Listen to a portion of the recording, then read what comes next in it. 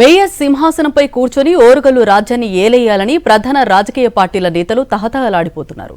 తెలంగాణలోనే రాష్ట్ర రాజధాని హైదరాబాద్ తర్వాత రెండవ రాజధానిగా పిలుచుకునేది వరంగల్ని.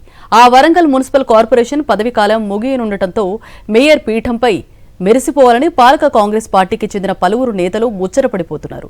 ఈ అవకాశాన్ని ఎట్టి పరిస్థితుల్లోనూ వదులుకోకూడదని వారు చాలా కసిగా ఉన్నారు. కాంగ్రెస్ తో పాటు గులాబీ పార్టీ నేతలు కూడా గంపుడు ఆశలు పెట్టుకున్నారు. రాష్ట్రంలో కాంగ్రెస్ ప్రభుత్వం వచ్చి 2 ఏళ్లు దాటిన నేపథ్యంలో ప్రభుత్వంపై పేరుకుపోయిన వ్యతిరేకత తమను కలిచివేస్తోందని గులాబీ వాసులు లెక్కలు వేసుకుంటున్నారు.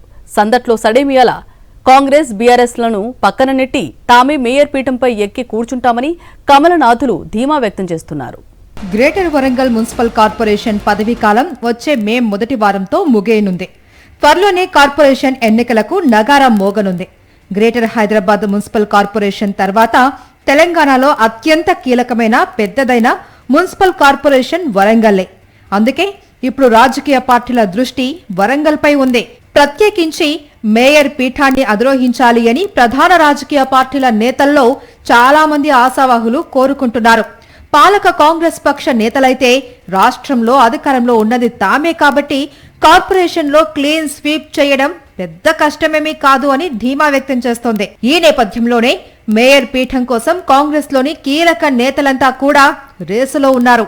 మంత్రులు, ఎమ్మెల్యేలతో పాటు పార్టీలోని కీలక నేతలంతా కూడా మేయర్ పదవిని తమ మనుషులకే ఇప్పించుకోవడానికి విశ్వ ప్రయత్నాలకు సిద్ధమైపోయారు. కాంగ్రెస్ పార్టీలో పదుల సంఖ్యలో నేతలు మేయర్ పదవి రేసులో ఉన్నారు. మంత్రి కొండా సురేఖ, ఎమ్మెల్యేలు నాయని రాజేందర్ రెడ్డి, కెఆర్ నాగరాజు, ఎమ్మెల్సీ బసవరాజు సారయ్యలు తమ మనుషులకే మేయర్ పదవి దక్కేలా చక్రం తిప్పాలి అని పట్టుదలగా ఉన్నారట. వీళ్లు కాకుండా Kakatiya urban development authority chairman Venkatramareddy, Janga Raghavareddy కూడా మేయర్ బరిలో ఉండనున్నట్లు తెలుస్తోంది. సిట్టింగ్ ఎమ్మెల్యేలు, సీనియర్ నేతలు తమ వారసులకు మేయర్ పదవి ఇప్పించుకోవడానికి సమాయత్తమవుతున్నారు. మంత్రి కొండా సురేఖ తన కూతురు సుష్మితా పటేల్ ను తన రాజకీయ వారసురాలుగా ప్రకటించేశారు.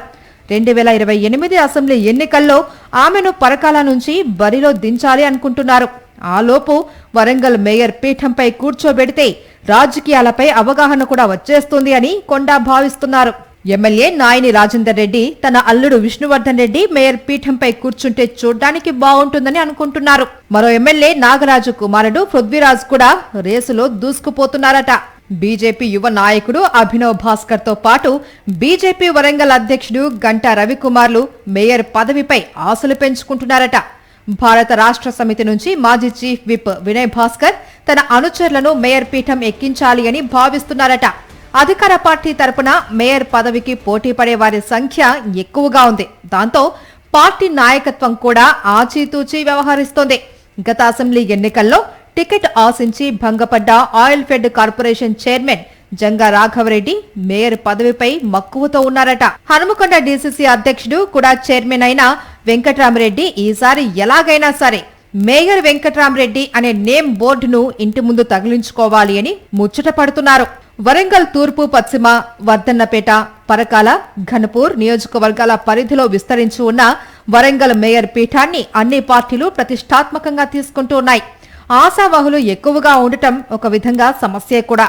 అందరినీ ఒక తాటిపైకి తెచ్చి ఎవరికి టికెట్ ఇచ్చినా వారి విజయం కోసం పనిచేసేలా నేతలను దారికి తీసుకురావడం కాంగ్రెస్ నాయకత్వానికి సవాలే. కాంగ్రెస్ లోని ఈ తగాదాలే తమకు వరంగా పరిణమిస్తాయని గులాబీ పార్టీ భావిస్తుంది.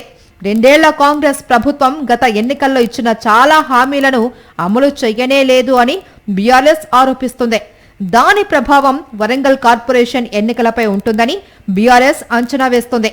మరోవైపు తెలంగాణలో అధికారంలోకి రావాలి అని కలలు కంటున్న భారతీయ జనతా పార్టీ వరంగల్ కార్పొరేషన్ ఎన్నికలను ప్రతిష్టాత్మకంగా తీసుకుంటోంది.